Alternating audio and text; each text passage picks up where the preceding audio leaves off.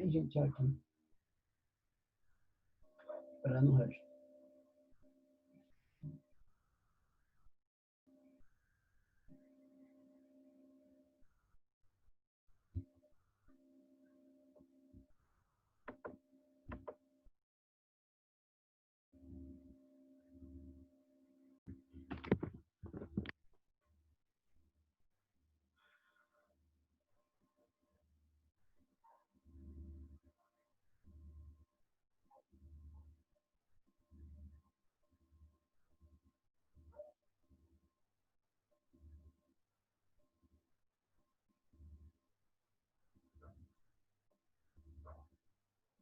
Oi, Sandy.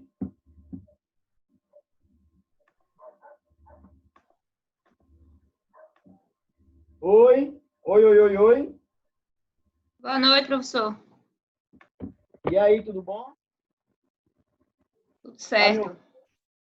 Tô ouvindo.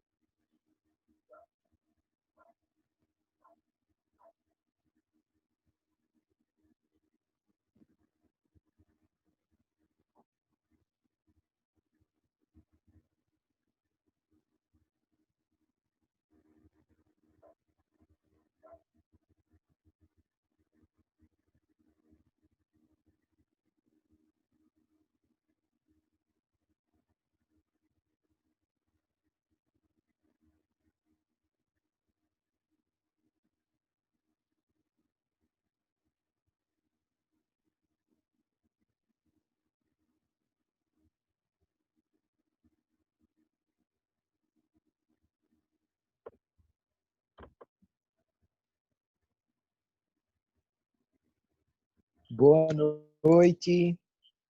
Boa noite. Quantos somos? Deixa eu ver aqui. Oi, Lucas. Boa noite.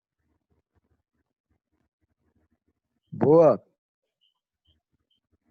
Dando mais uma tolerânciazinha.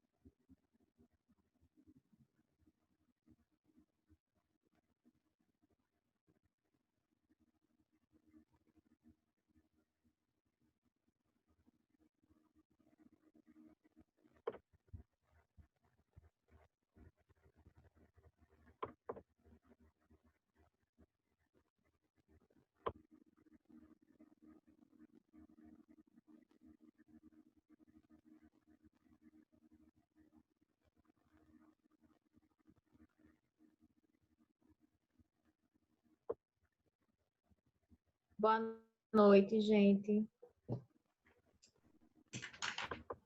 Boa. Oi, Liliane. Boa noite. Só mais uma tolerânciazinha.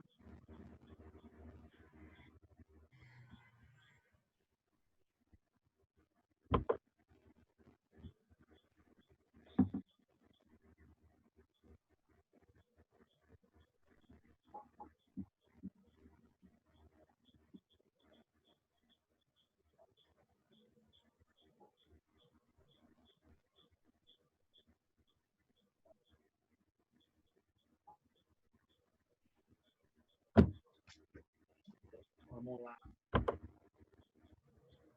Legal.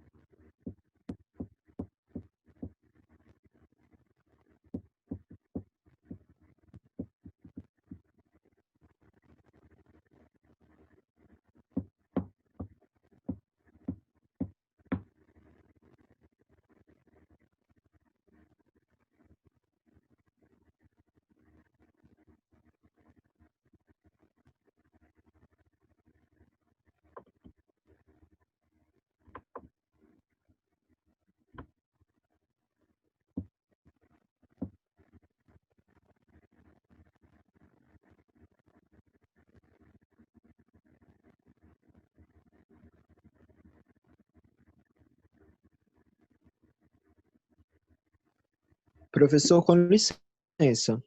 Oi? Com licença, houve um imprevisto com a Anne e ela não vai conseguir entrar. Certo? Ah, Ela só pediu eu para dou avisar isso. essa tolerânciazinha. Vai começar agora, então. Ok.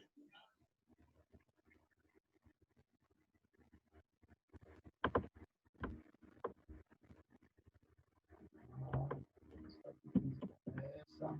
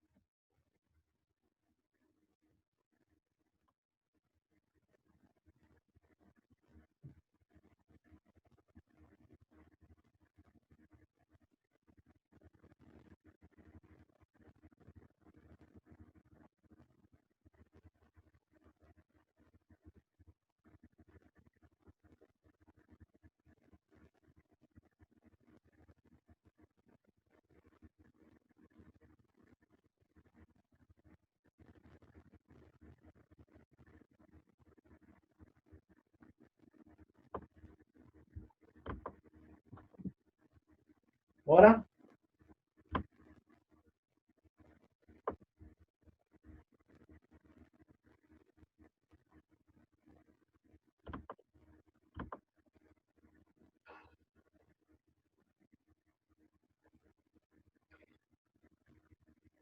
Oi, oi, oi, oi.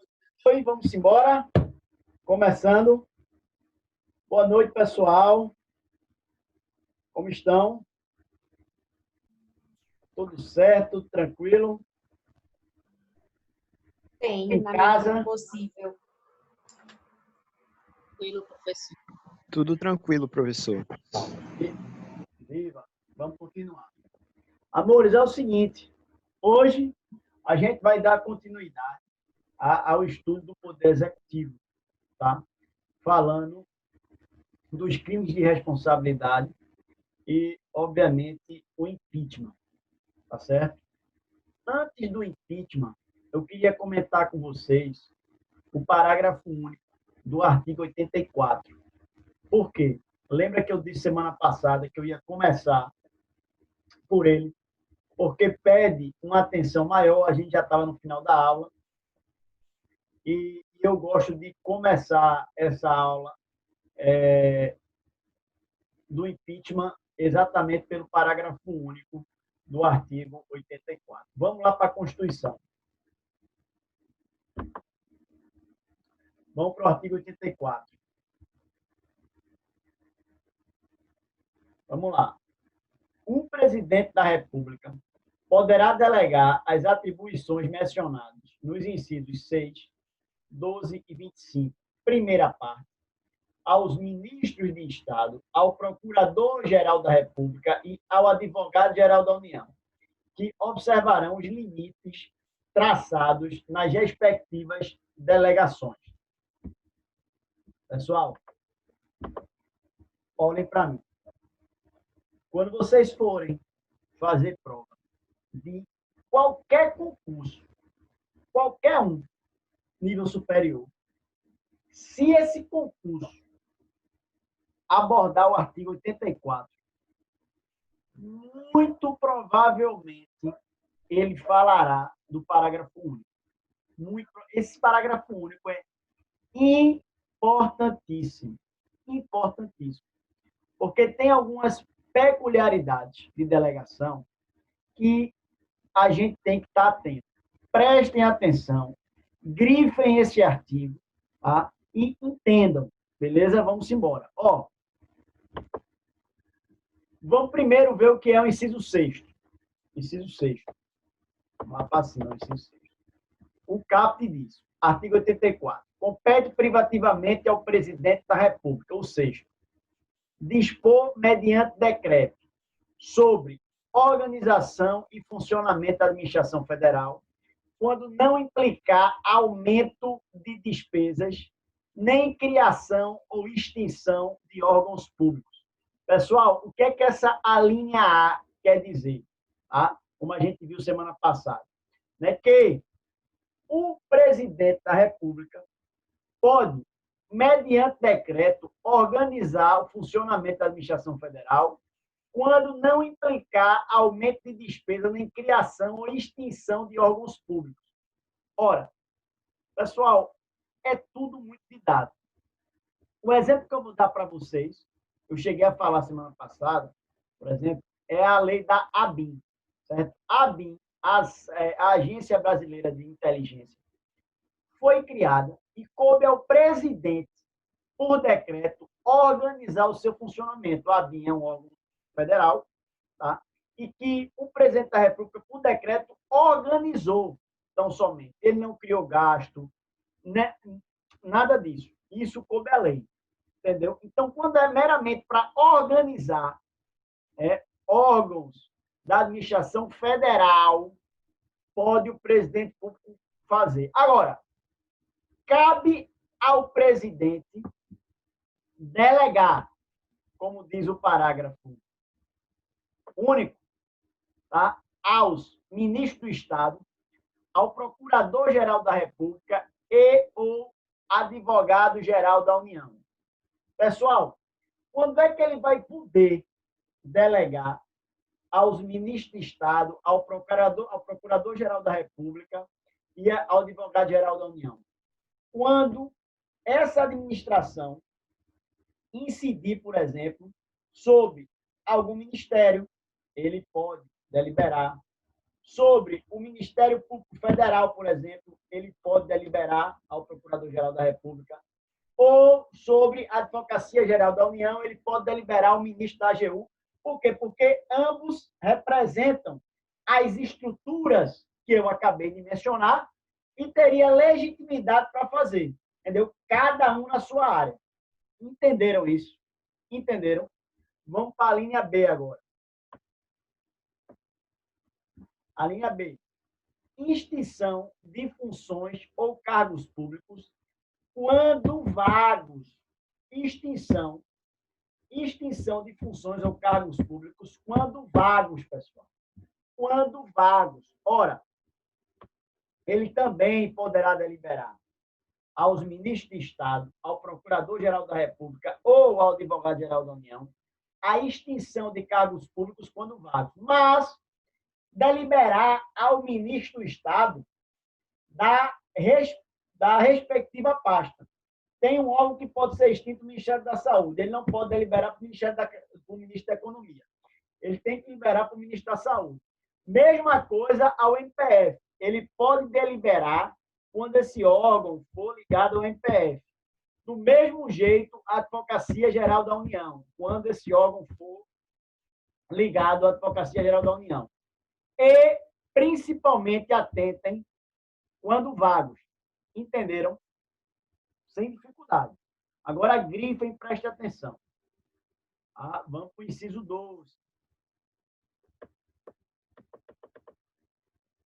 Conceder indulto e comutar penas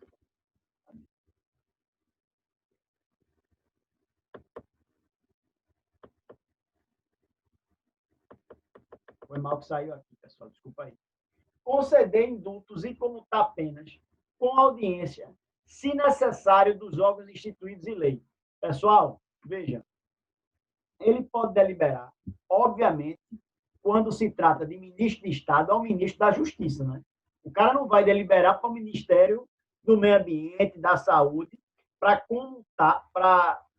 conceder um indulto e comutar apenas. Entendeu?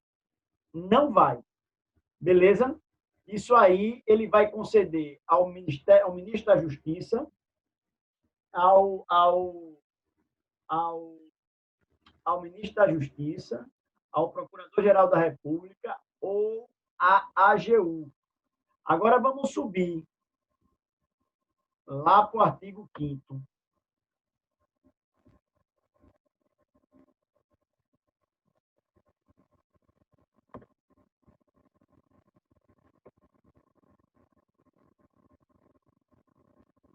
O artigo 5º.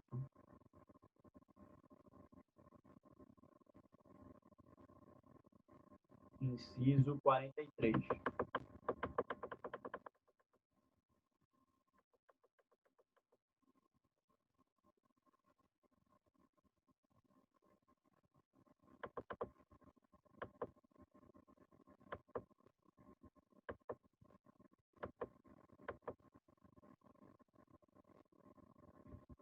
Vamos lá, pessoal.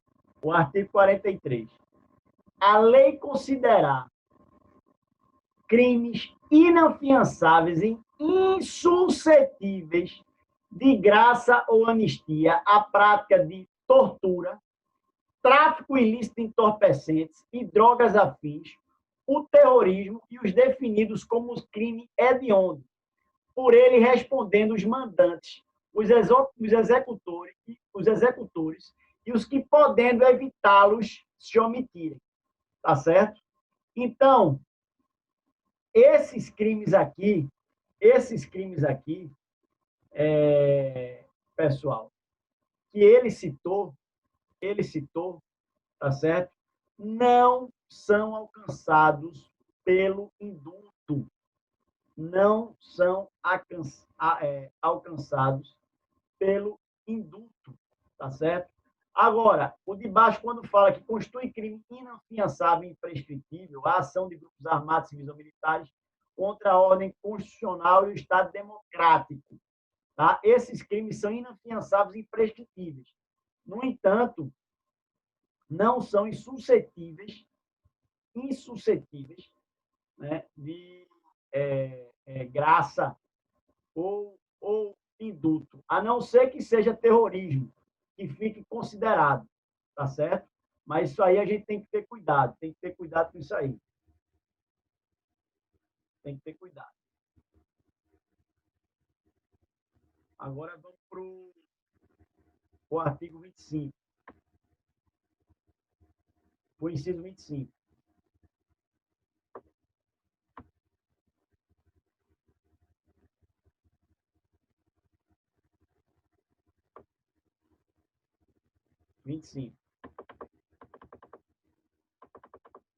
A gente viu o inciso 12, vamos para o 25. Prover e extinguir os cargos públicos federais na forma da lei. Ei, quando ele fala assim, o presidente da República poderá delegar as atribuições mencionadas nos incisos 6º, no inciso 6º, 12 e 25, primeira parte. Ora, essa primeira parte se refere ao 25, pessoal. Ao 25. Entendeu?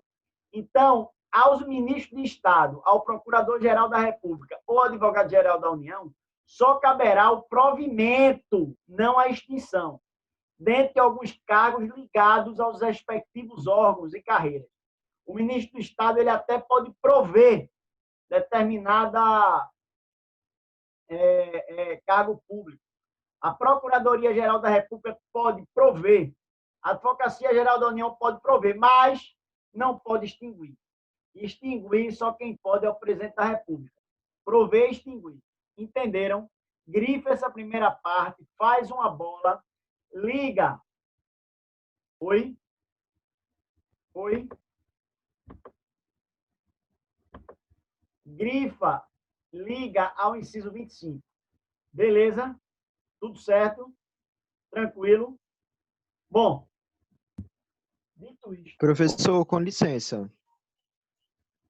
Esse provimento sempre será dentro da área de competência de cada dentro um? da área de competência de cada órgão, entendeu? A gente não poderá, em nenhum momento, achar que o Ministério da Saúde vai prover cargo no Ministério da Economia, entendeu? É determinado em cada área, beleza? Tranquilo? Estão ouvindo? Sim. Oi, oi, oi. Estão me ouvindo? Sim. Beleza, tranquilo. Bom, galera, é o seguinte. Agora, iremos passar, creio eu, para a parte mais legal do estudo de poder executivo. Principalmente quando se fala da República Federativa do Brasil. Né? Por quê? Porque de 88 para cá, né, a gente só não teve a sombra do impeachment durante o governo Lula e Fernando Henrique Cardoso. Todos os outros, né, passaram por esse processo. Todos vocês lembram, claro, né, do movimento de caras pintadas, do impeachment de Collor. Né? Isso é algo que, com certeza, está na memória de vocês acompanharam. Né? E o mais recente agora, da presidenta Dilma. Bom, e agora se fala muito da questão de impeachment do presidente Bolsonaro. Mas, na verdade, o que é o Instituto do Impeachment? Em que se caracteriza? Como é que a gente pode enquadrá-lo, colocá-lo? Galera, olhem para mim. Olhem para mim. O impeachment é um atributo em que necessariamente se vê ligado a um critério jurídico e político. Não há como ter um impeachment, até pode, de forma forçosa, né? Agora, você tem que fundamentar ele do ponto de vista jurídico, mas, muitas vezes, por uma barrigada política, o impeachment pode acontecer. Né? Porque no Brasil se tem o impeachment como um atributo de uma atribuição de medição do ponto de vista de governança, o que é um erro. Né? No Brasil se confunde muito a estrutura jurídica do impeachment com um recall. Por exemplo, o recall tem previsão na Constituição norte-americana. O que é? Com determinado período de mandato, né, o povo, se assim o Congresso deliberar, pode novamente ir às urnas para saber se aprova ou não determinado governo. Isso tem muito no parlamentarismo. Por exemplo, é muito comum quando um primeiro-ministro, não consegue montar maioria para governar, ele sai. Tá? Mas aqui, no Brasil, desde 1891, mas principalmente depois de 34, tudo, o impeachment ganhou uma força, uma função de avaliação governativa. E isso é perigoso. Por quê?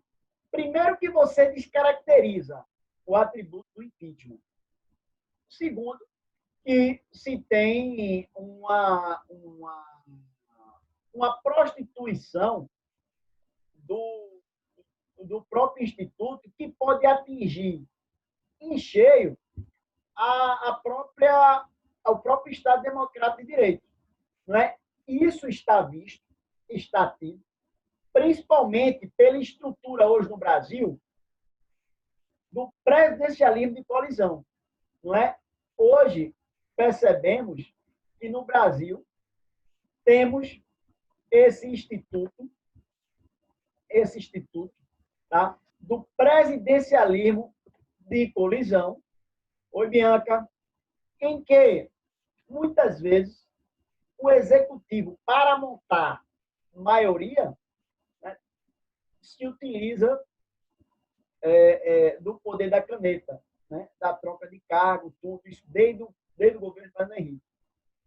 Obviamente, cria uma fragilidade nas instituições. Já disse a vocês que eu sou um cara que advogo muito mais pelo parlamentarismo. O presidencialismo no Brasil, desde 1891, foi crise em cima de crise, tá? E dentro de um critério autoritário de governança. O Brasil ele alterna períodos autoritários com democráticos, e até hoje a gente tem uma democracia chamada de baixa intensidade, que é muito ruim. Né? É muito ruim porque isso não gera, isso não traz uma estabilidade para o próprio Estado e as instituições.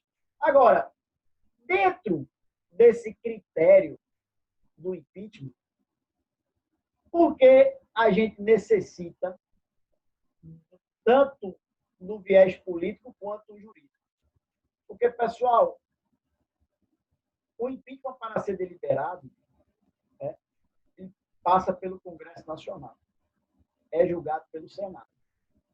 Certo? Agora, a fundamentação é jurídica, né? Crime de responsabilidade, né? Infração penal comum, enfim.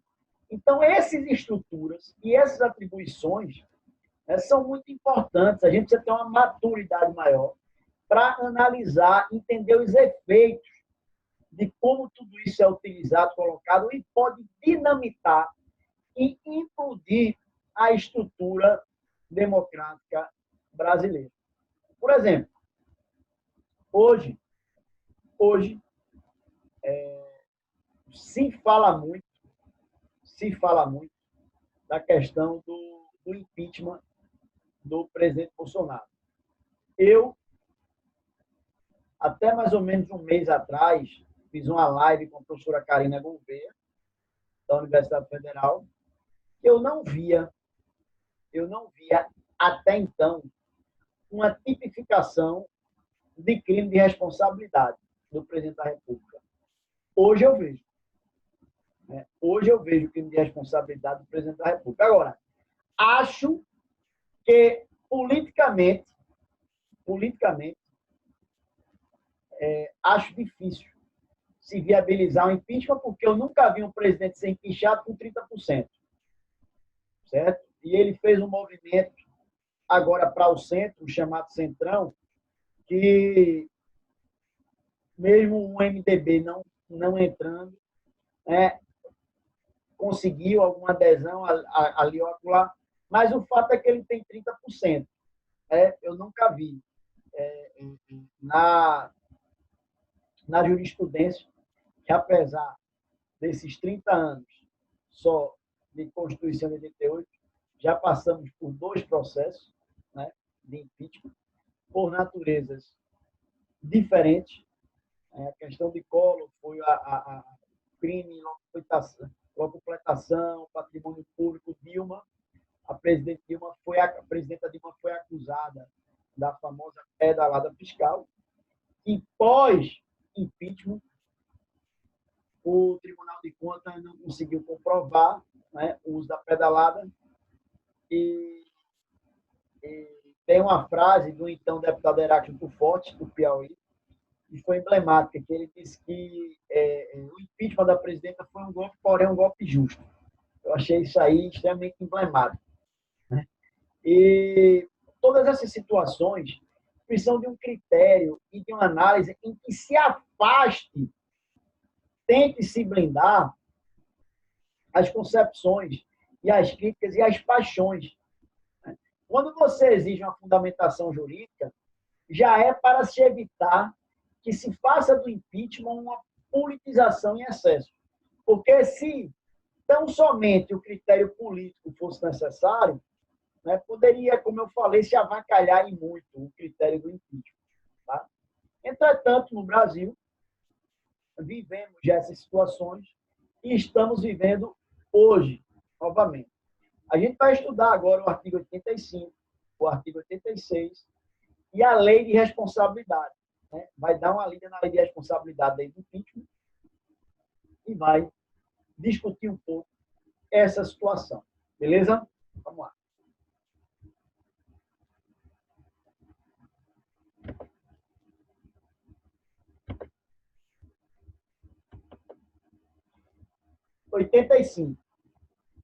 São crimes, artigo 85, da responsabilidade, a seção 3, da responsabilidade do presidente da República.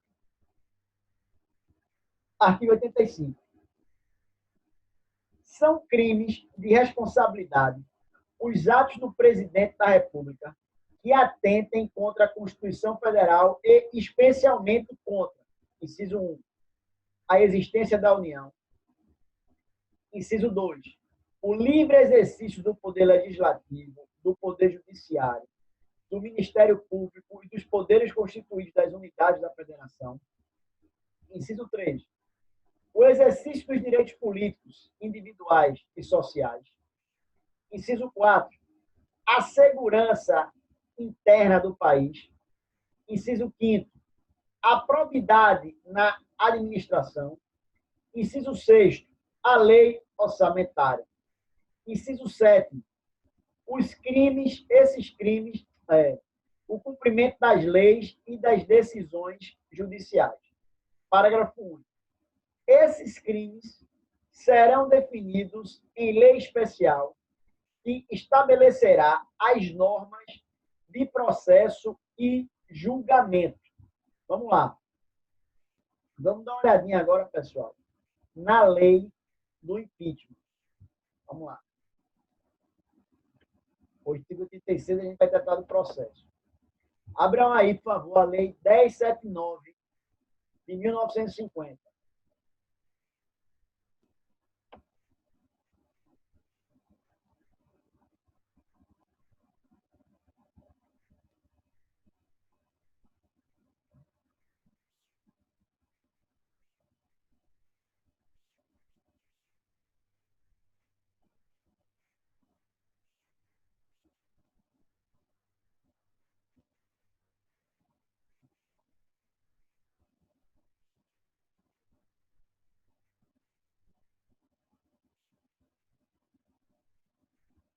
Posso começar?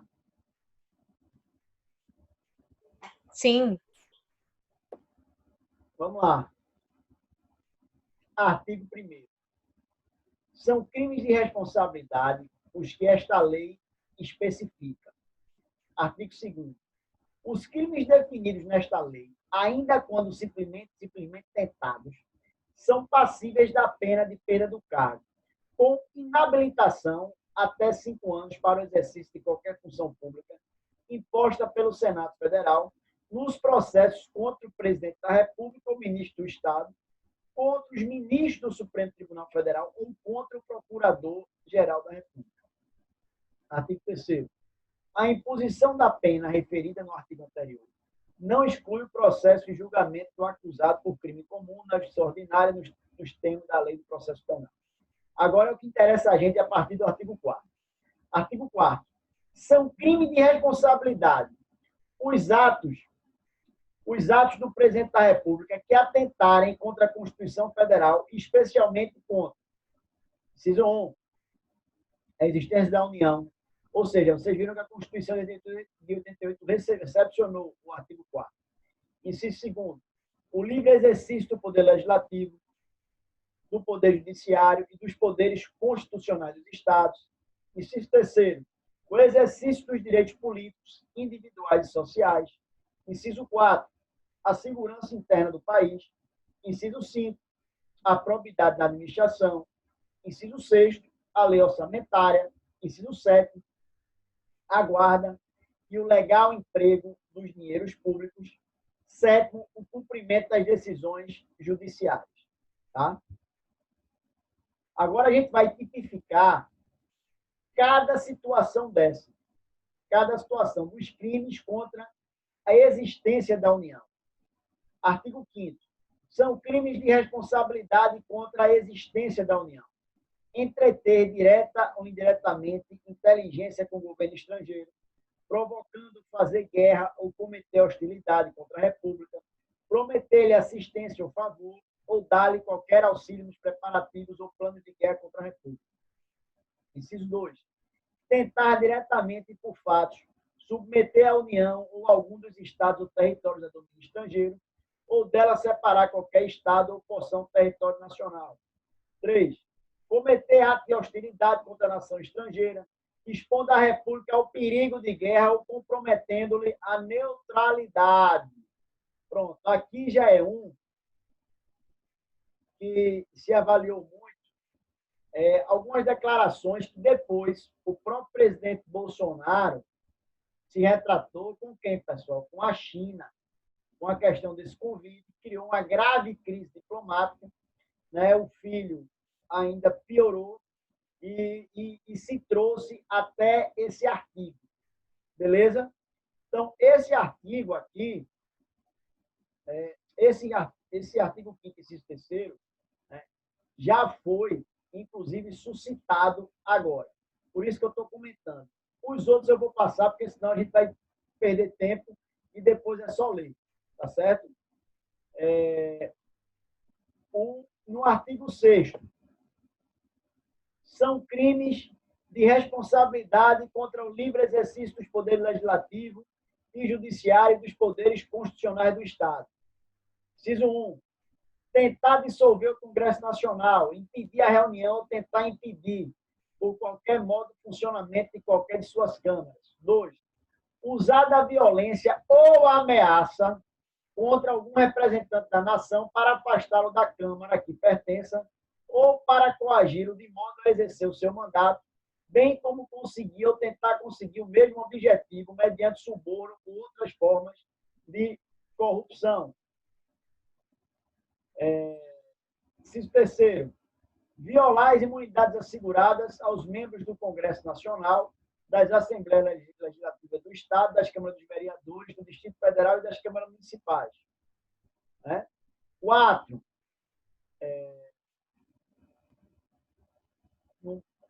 Permitir que força estrangeira transite pelo território do país ou nele permaneça quando isso se opõe ao Congresso Nacional.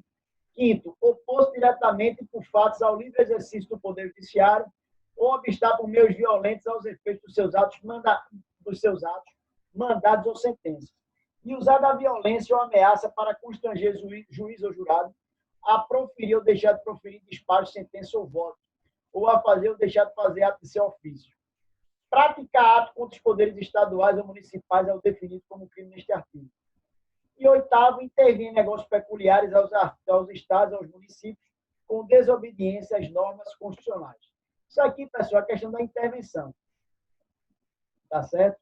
E a gente tem que ter atenção, o artigo 34 e 35 da Constituição, né, que não pode passar, né, daquele limite. Né? Por exemplo, o Estado, a União não pode intervir direto no município, tem toda essa questão contra os outros poderes, entendeu? Toda essa situação. Né? Vamos passar agora.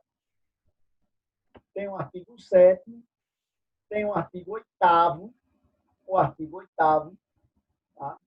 O artigo 9º. Artigo 9º é o que está sendo discutido agora. São crimes de responsabilidade contra a probidade na administração. Inciso 1. Omitir ou retardar dolosamente a publicação das relações e relações do Poder Legislativo dos atos do Poder Executivo. 2. Não prestar ao Congresso Nacional, dentro de 60 dias após a abertura da sessão legislativa, as contas relativas à sessão anterior. 3. Não tomar efetiva responsabilidade dos seus subordinados quando manifestem delitos funcionais ou na prática de atos contrários à Constituição. 4. Expedir ordens ou fazer requisição de forma contra as disposições expressas na Constituição. 5º. Infringir no provimento de cargos públicos as normas legais. 6º. Usar de violência ou ameaça contra o funcionário público para coagi-lo a proceder legalmente. bem como utilizar-se de suborno ou de qualquer outra forma de corrupção para o mesmo fim. 7. Proceder de modo incompatível com a dignidade, a honra e o decoro do cargo, pessoal. Esse está sendo muito, muito, muito citado. É o que querem, inclusive, fundamentar, um dos incisos que querem fundamentar, né, a abertura do impeachment contra o presidente Bolsonaro. Por quê? Todos esses incisos do artigo 85, ele está fundamentado em um artigo dessa lei. Entendeu, pessoal? E o quinto, a probidade na administração envolve o decoro do cargo também. Né? Então, hoje, com todas essas afirmações, né, que foram feitas de forma irresponsável, não seguindo a determinação da OMS, né, e gerando uma dificuldade maior do país atuar dentro de uma pandemia, pode ser considerado um crime de responsabilidade, né? Contra alguns insultos também à própria ordem da República, como participar, estimular, instigar passeatas, né? Promover, indo contra determinadas estruturas da ciência. Tudo isso está sendo debatido. Agora, é preciso que se encontre um fundamento jurídico. O fundamento jurídico parece que já existe. Né? Agora, o que falta, talvez, seja a vontade, o ânimo político, né, de se levar à frente. Esta semana teve um acolhimento, né, ontem, ou antes de ontem, do ministro Celso de Mello. Foi dado entrada um mandato de segurança, salvo engano, do senador Rodolfo Rodrigues, querendo exatamente que o STF tomasse providência, né, para investigar os supostos crimes alegados pelo outrora ministro Sérgio Moro, né, ao então presidente da República. O ministro do STF deferiu por liminar, tá certo?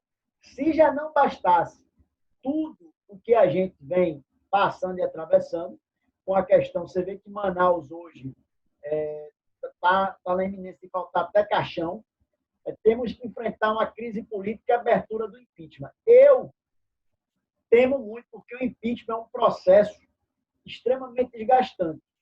Eu não sei como é que a gente vai abrir um flanco em plena pandemia para um processo político desse porte, enquanto pessoas morrem.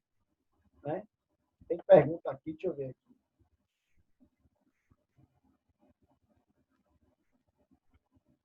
Pois é, estava na lei 1079. Tá?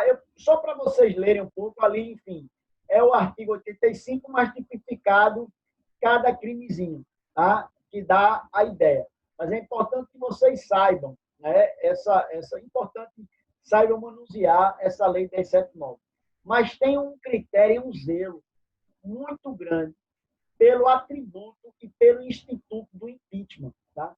A gente não pode fazer do impeachment tão somente uma manobra meramente política.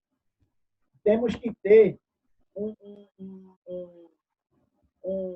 cuidado muito grande. Por quê? Porque a gente não pode trazer nenhum tipo. A gente não pode achar que o impeachment é simplesmente uma condição que vai se reparar, né, o que não se queria, o resultado do voto. Por exemplo, hoje se teve outra decisão, né, falando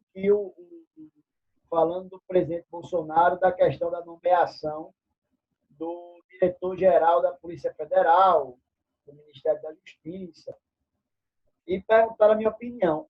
Eu tenho muito cuidado, eu tenho muito medo dessa interferência do Poder Judiciário em prerrogativas do Poder Executivo. Não é porque você concorda ou não que você acha o crime de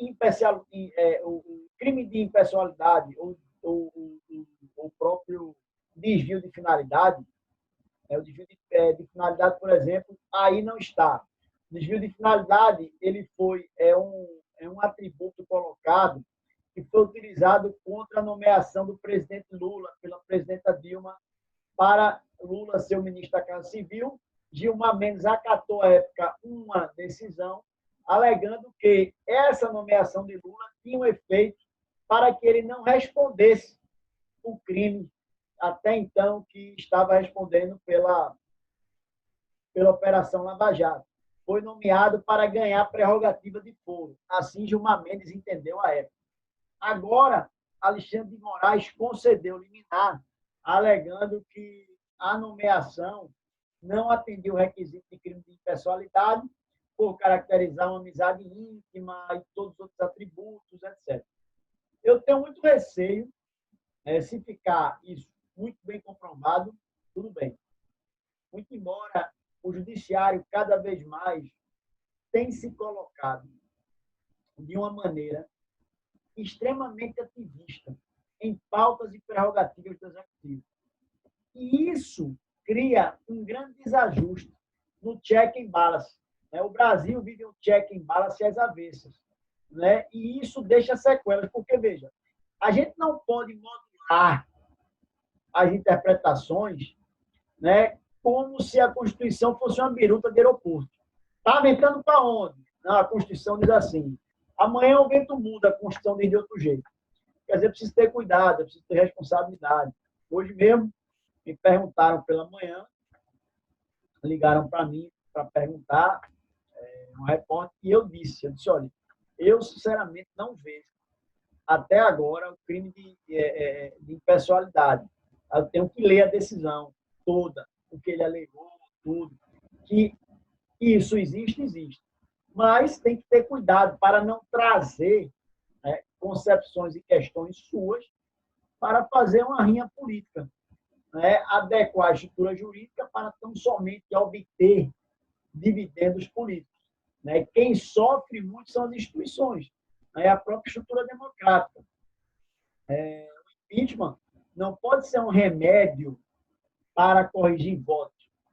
O que corrige votos dentro do próprio sufrágio é o outro sufrágio. Não está satisfeito, acha que votou errado, corrige na outra. Agora, caso se veja e se perceba uma fundamentação jurídica consistente, beleza, vamos para cima. Vamos para cima, sem nenhum problema. A gente só não pode achar que o impeachment é um remédio para não gostar quando se acha um governo ruim. Tá? Quando o governo perde popularidade. O que é isso? Que avacalhação é essa? Quer dizer que o governo vai ficar sempre refém de uma popularidade ou do humor do Congresso, e as garantias constitucionais legais. Então, hoje a gente está vendo um momento crasso para estudar isso aí, o artigo 85, 86, na verdade, de 5 anos para cá. Eu, particularmente, venho debatendo muito essa questão desde o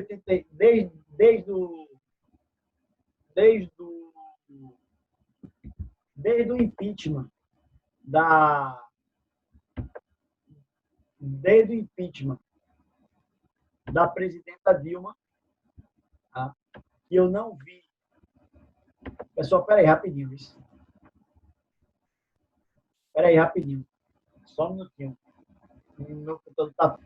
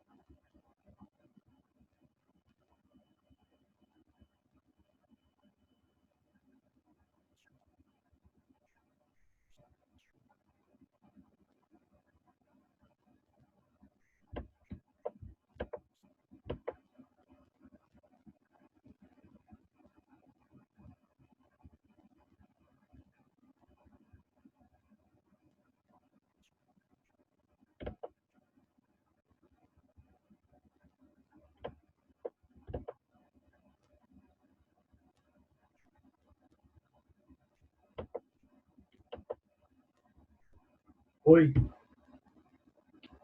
Estava falando com a professora Bela. Desculpa, estava me avisando, perguntando se vocês entraram. Não tiveram nenhum problema não, né, pessoal? Para entrar, alguém está com problema, a Bela está perguntando. Então, com problema... Não, professor, não, até agora Não, não. foi tranquilo. Tranquilo, né?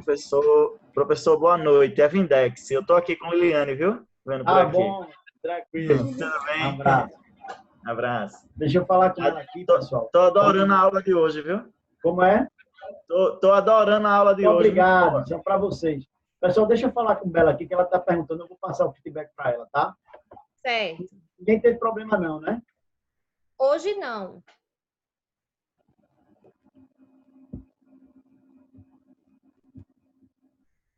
Não vou dizer que o problema não é da nossa turma, não, ainda bem.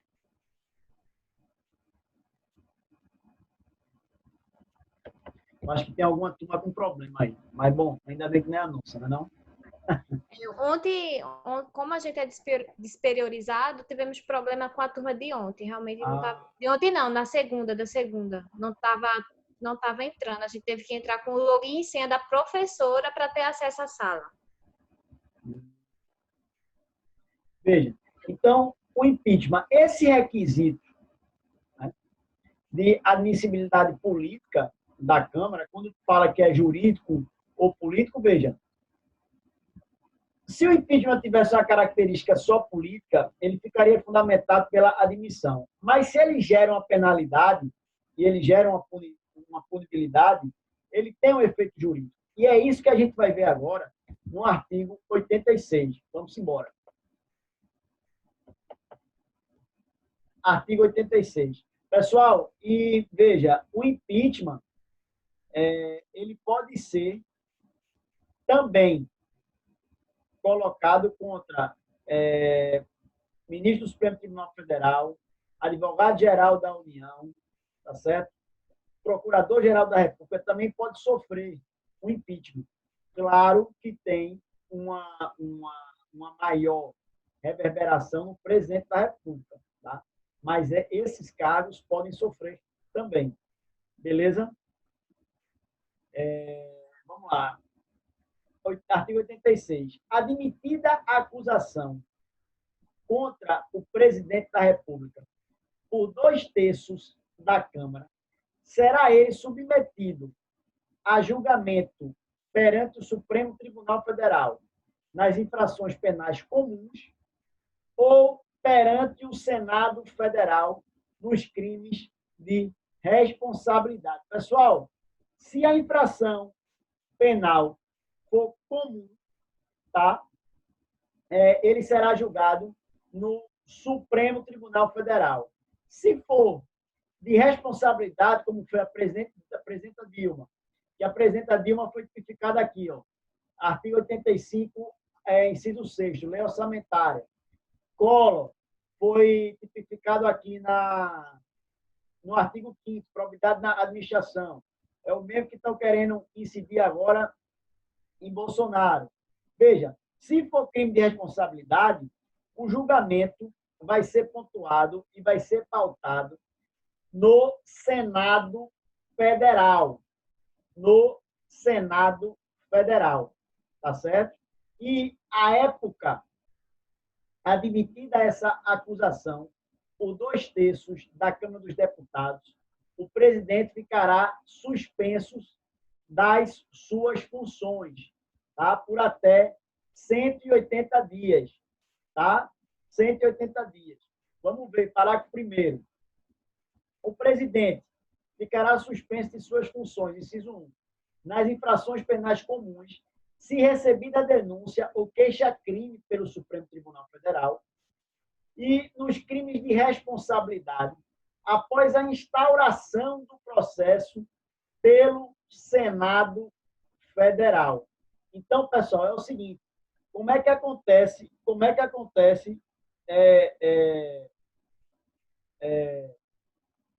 no crime de infração penal comum? Vamos dizer, a acusação contra o presidente é aceita por 2/3, tá certo? Caso seja aceita por 2/3, né, essa queixa-crime, ela é recebida, ela é levada ao STF, ou denúncia. Se ela for aceita, o presidente é afastado.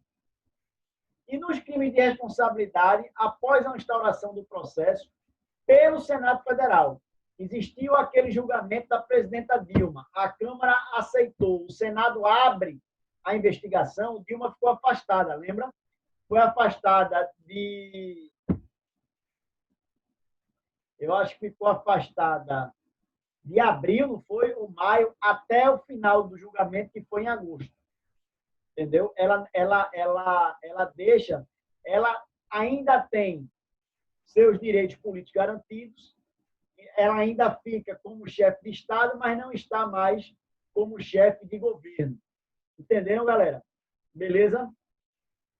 Bem, no parágrafo 2º, se decorrido o prazo de 180 dias, o julgamento não estiver concluído, cessará o afastamento do presidente sem prejuízo do regular prosseguimento do processo.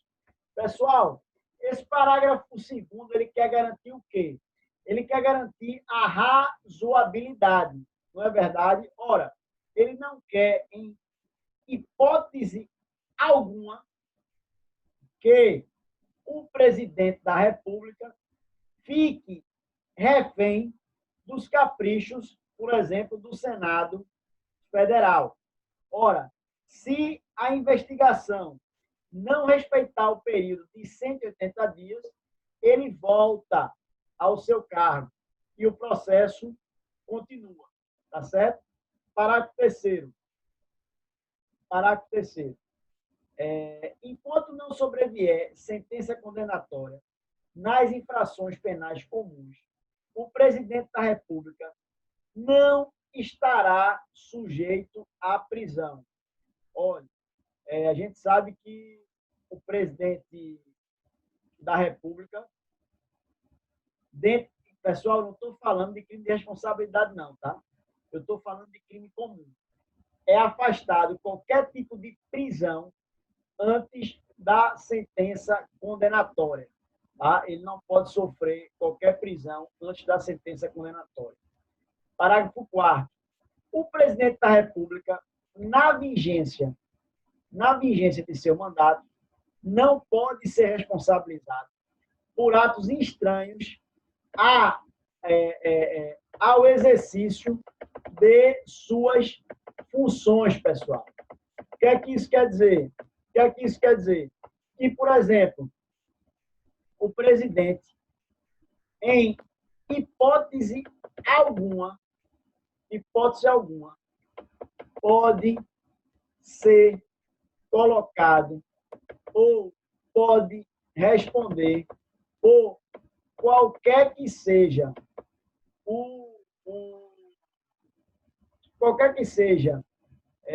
o crime ou a tipificação anterior ao exercício de sua função. Tá?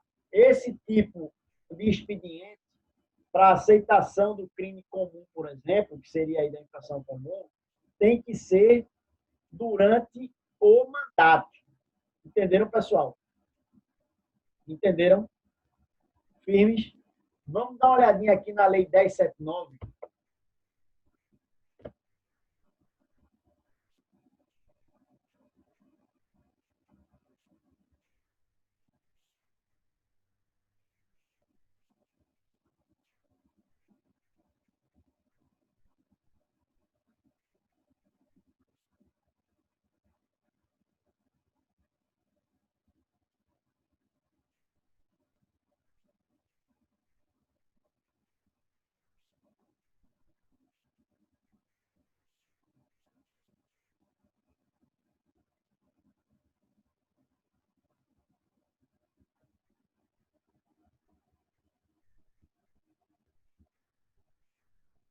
Bora lá, pessoal. Artigo 24. Recebido no Senado o decreto de acusação com o processo enviado pela Câmara dos Deputados e apresentado o libelo pela comissão acusadora, remeterá ao presidente cópia de tudo ao acusado, que na mesma ocasião e nos termos dos parágrafos 2º e 3º do artigo 23, será notificado para comparecer em dia prefixado perante o Senado. Parágrafo 1. Ao presidente do Supremo Tribunal Federal enviar-se-á o processo em original com a comunicação do dia designado para o julgamento. Pessoal, olha para mim. No julgamento do Senado Federal, o presidente do Supremo Tribunal participa, mas ele participa tão somente porque o Senado Federal vai ter um efeito judicante. Então, ele presta, com sua presença à corte, um efeito judicante quando os senadores fazem um papel de jurados. Né? Eles vão votar, né, no papel, obviamente, de jurado.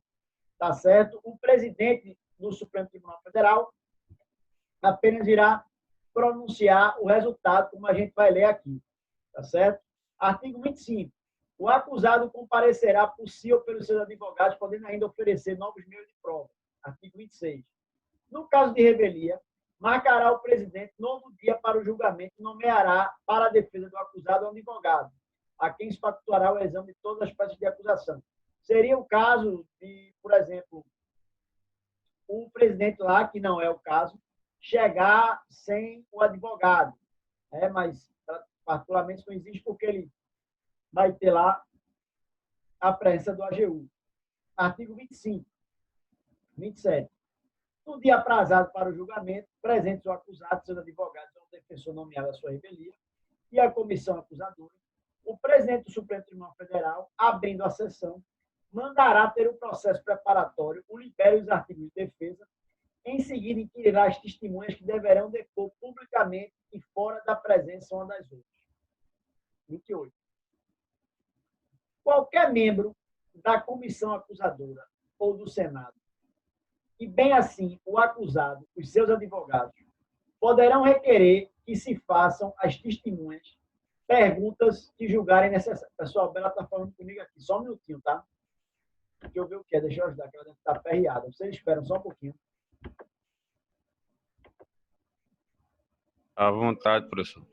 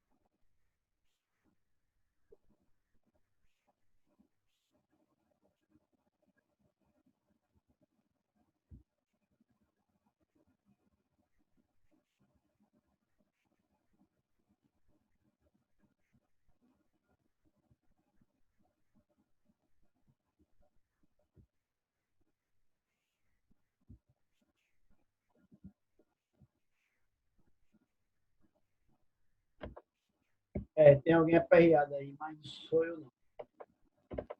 Vamos embora. Desculpa aí, galera.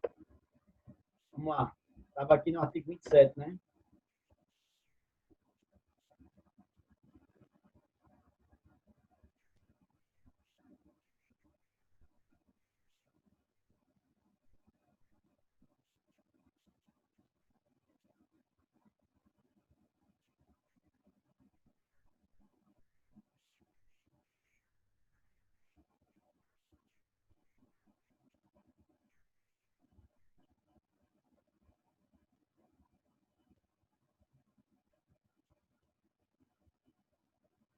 Deixa eu voltar aqui. Bom, tinha lido o 27 e o 28. Qualquer membro da comissão acusadora ou do Senado, e bem assim um acusado dos advogados, poderão requerer que se façam as testemunhas perguntas que serão necessárias. É um julgamento normal, pessoal. Segue um rito normal. Né? Parágrafo único. A comissão acusadora ou acusados dos advogados poderão contestar ou arguir as testemunhas sem, contudo, interrompê-las e requerer a criação. Artigo 29. Realizar-se-á a seguir o debate verbal entre a comissão acusadora e o acusado e seus advogados pelo prazo que o presidente fixar e que poderá exceder de 2 horas. 30. Fim dos debates orais e retirados das partes, abstenção, discussão sobre o objeto da acusação. É o que a gente viu no impeachment de Dilma. Né? Enfim, aqui o artigo 30, fim dos debates, 31. Encerrada a discussão, o presidente do Supremo Tribunal Federal falar relatório resumido da denúncia e das provas de acusação e da defesa, e aí vai chamar nominalmente, grifa essa parte, nominalmente os senadores. Pessoal, o voto é aberto e nominal. Aliás, como qualquer prática, tá certo? Se deveria ter dentro do Congresso. O voto é aberto, tá certo? Nominal, como todo mundo sabe, tá certo? Tem uma questão da admissibilidade alta, tá? De 2/3, tá bom? Vamos ver, encerrada a discussão, o presidente do Supremo Tribunal, do senador julgamento. Se o julgamento for absolutório, produzirá desde logo todos os efeitos a favor do acusado. No caso de condenação, artigo 33, o Senado, por iniciativa do presidente, fixará o prazo de inabilitação do condenado para o exercício de qualquer função pública. No caso do presidente, são 8 anos. E no caso de haver crime comum, deliberará ainda sobre se o presidente o deverá submeter à justiça ordinária, independentemente de ação de qualquer interessado. Proferida a sentença condenatória, o acusado estará ipso facto destituído do cargo. Claro, né, pessoal? Claro. Não pode interferir em nenhuma fase do processo de responsabilidade do presidente da República, ou do ministro do Estado, o deputado ou senador. Tá certo? E aqui, no caso, pode passar, né?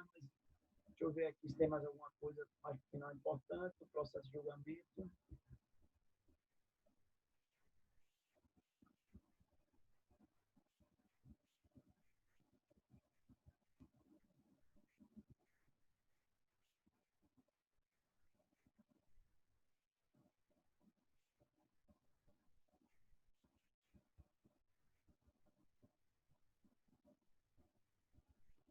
Não. Não, aqui depois vai ser só... Não vou, isso aqui não tem necessidade para vocês, não. Vamos parar só na questão do presidente, que é o que importa. Muito embora a gente saiba que ministro do STF, Procurador-Geral da República, a AGU, também possa passar por esse crime. Pessoal, o que eu quero falar para vocês agora é importantíssimo na questão do impeachment. Eu vou dizer o quê? Veja, todo mundo sabe que o processo da presidenta Dilma deixou um precedente extremamente perigoso. Qual foi? Qual é a pena? Dilma foi condenada, né? A condenação, no caso de presidente, né, atende pela perda do mandato e a inabilitação por 8 anos de qualquer cargo público. No caso de Dilma, o que foi que aconteceu, pessoal? Certo? Dilma perdeu o cargo, mas não ficou inabilitada por 8 anos. Velho, isso é muito grave. Por quê?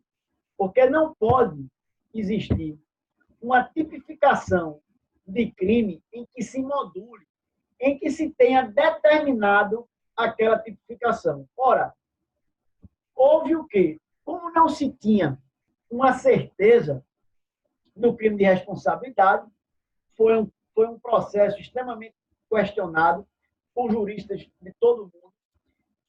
O que foi que a estrutura política fez? Tentou modular, né, o efeito, como se desse um tipo de indulto, uma concessão. Mas essa gambiarra jurídica traz um efeito muito forte. Por quê? Porque atua dentro de um princípio fundamental no direito. E qual é esse princípio, galera? Segurança jurídica, né? Veja, como é que você pode,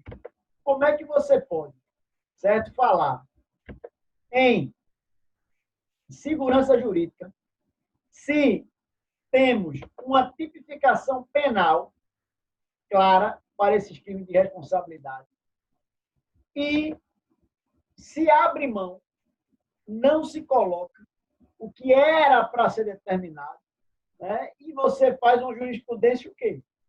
Que fragiliza a questão da segurança jurídica. Fragiliza totalmente, pessoal. É muito sério, tá? E, por exemplo, nesse caso agora, que temos de Bolsonaro, eu, se fosse presidente Bolsonaro, o advogado do presidente Bolsonaro, o que é que eu faria de primeira ordem? Bolsonaro condenado por crime de responsabilidade, eu dizia, beleza, agora ele não vai ficar inabilitado por 8 anos, não. Entrava com recurso a porra toda. Como é que se pode ter pau que bate em Chico, bate em Francisco, amigo? Né? Essa modulação que se teve no processo da presidenta Dilma foi gravíssimo, gravíssimo. Né? E as pessoas praticamente não falaram, não comentaram muito o efeito de insegurança jurídica que isso pode criar. Porque imagine agora o presidente Bolsonaro sofreu um processo de impeachment. Se você fosse advogado, eu digo, claro, você ia ver uma jurisprudência que era conveniente ao seu cliente. Ora, se agora há pouco teve um processo de impeachment em que se modulou a condenação, por que não modular para ele também?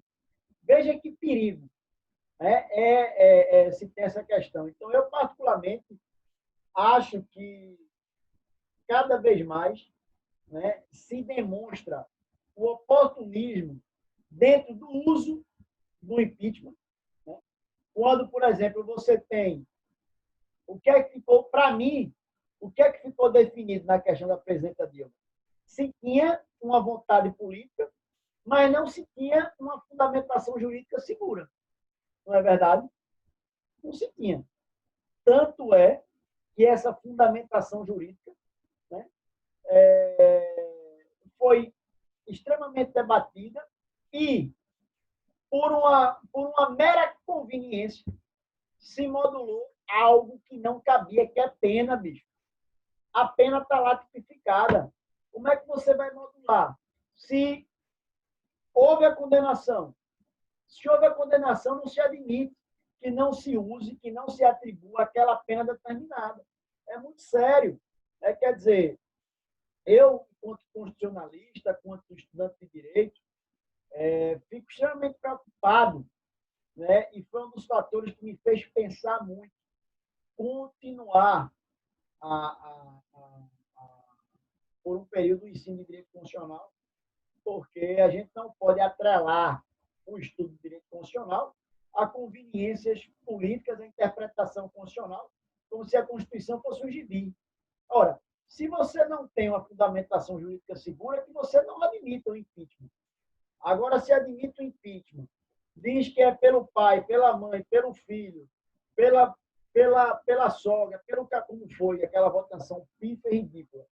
Eu fiquei com vergonha. Na época eu estava em Lisboa, no período de estudo. Eu ficava com vergonha de sair na rua. Eu estava no período de estudo na Universidade de Lisboa. E eu ficava com vergonha dos colegas, porque foi algo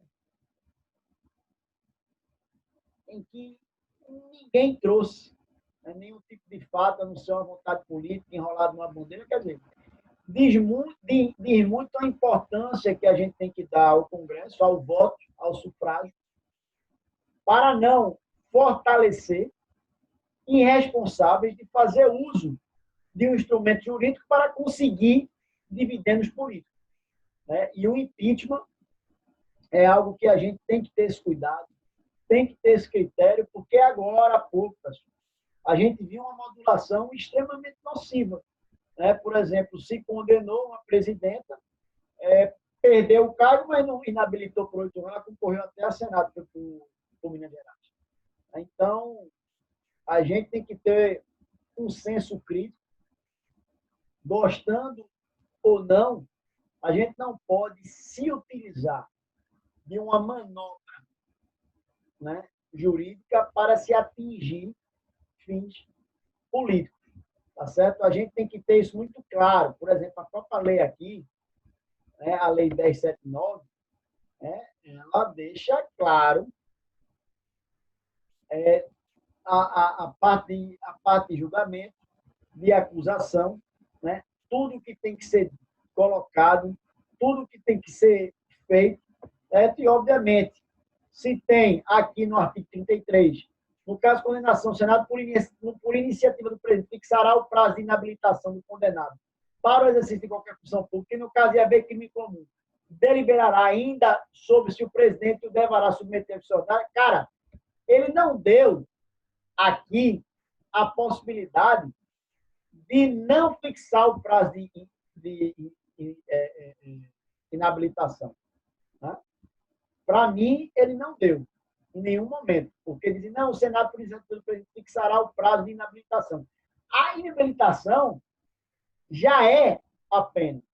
O que poderia se discutir, que já se tipificou no caso do presidente, são 8 anos, o que iria se discutir, né, seria a aplicação, mas que teria que se aplicar, isso com certeza. Então, veja que numa jogada, né, do Congresso, e o Supremo Tribunal Federal foi conivente, se trouxe uma segurança jurídica perigosíssima para o país e que pouca gente comenta em aula de impeachment, em debate de impeachment, esse tipo de circunstância. Pouca gente comenta. Né? E eu fico extremamente preocupado. Extremamente preocupado. Tá? Galera, eu acho que por hoje é só. Vocês têm alguma dúvida?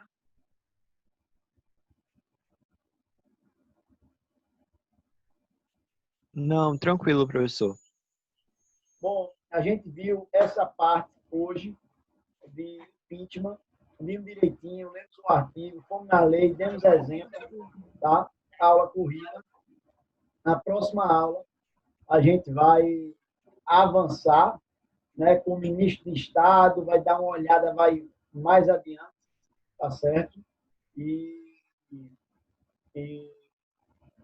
vamos terminar tranquilo, porque a aula assim geralmente corre mais. A aula, enfim, tem menos intervenção, corre mais, é mais tranquila. Vai dar para a gente terminar nosso conteúdo com tranquilidade. Beleza? Professor, Oi. só vai ficar até esse poder, ou vai entrar no Poder Judiciário tudinho e terminar no Poder Judiciário? Não, que é isso, a gente vai até para o Ciência da Justiça. Oxe, me respeite. Faço não, a gente vai até o fim, vai dar certinho. Tá ok, então. Obrigada. Tá bom? Obrigado, professor. Boa Obrigado, noite. pessoal, para vocês. Tchau. Boa noite, André. Boa noite, professor. Tá. Boa noite, Boa noite, professor. Boa noite.